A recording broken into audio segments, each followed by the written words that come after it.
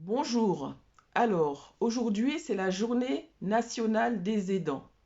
C'est-à-dire qu'on parle des aidants pour les personnes qui s'occupent des enfants et des adultes en situation de handicap.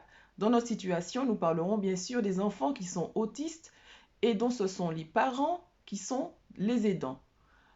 On parle de burn-out, on parle de difficultés majeures de gestion des enfants et on parle de charge mentale, de fardeau.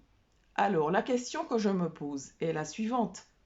Est-ce que, est-ce que si votre enfant était scolarisé dans des conditions normales, on va dire comme un enfant neurotypique l'est, c'est-à-dire vous le déposez à l'école le matin, il suit ses cours, il va en récréation, ça se passe bien, il va à la cantine, ça se passe bien, il retourne en classe, ça se passe bien, le soir vous le récupérez en souriant, et le lendemain, il n'y a pas de problème et ça continue. Il a une scolarité lisse.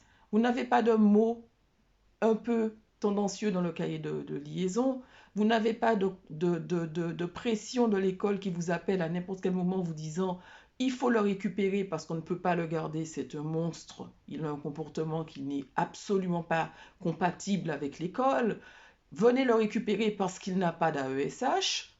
Voilà, quelle serait votre vie? Vous fermez les yeux pendant 5 minutes, imaginez-vous une vie normale, c'est-à-dire sans les difficultés que pose actuellement la gestion de l'école avec les AESH.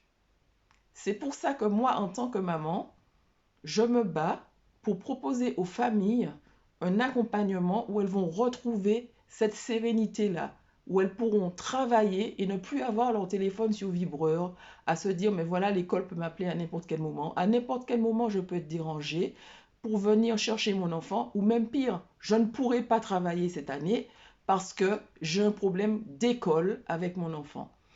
Et étant donné que je suis consciente que toutes les familles n'ont pas les moyens de se payer les services d'une AESH privée, j'ai mis en place aussi un système de suivi et d'écoute qui permet d'améliorer les relations avec l'école, l'AESH Éducation nationale, s'il y en a une, et aussi les familles. Donc en fait, voilà, c'est ça mon combat, ma bataille, parce que c'est une situation que moi, en tant que maman, je vis au quotidien avec la scolarisation de mon fils qui est actuellement en classe de CE2 en milieu ordinaire. Et bien sûr, ça fait déjà depuis 2000, les années 2000 que j'ai commencé à écouter des parents. J'ai au moins 10 familles qui me contactent par semaine. Je vous laisse faire le calcul pour imaginer le nombre de situations problématiques que j'ai déjà dû avoir à défaire, à examiner avec elles pour trouver des solutions. Donc je vous dis, de toutes les façons, ne doutez pas, vous êtes de bons parents. Ce n'est pas l'institution qui doit vous dire que vous êtes de mauvais parents. Ne mettez jamais en doute vos qualités parentales. Vous êtes de bons parents et je vous souhaite beaucoup de courage. Surtout, faites-vous aider.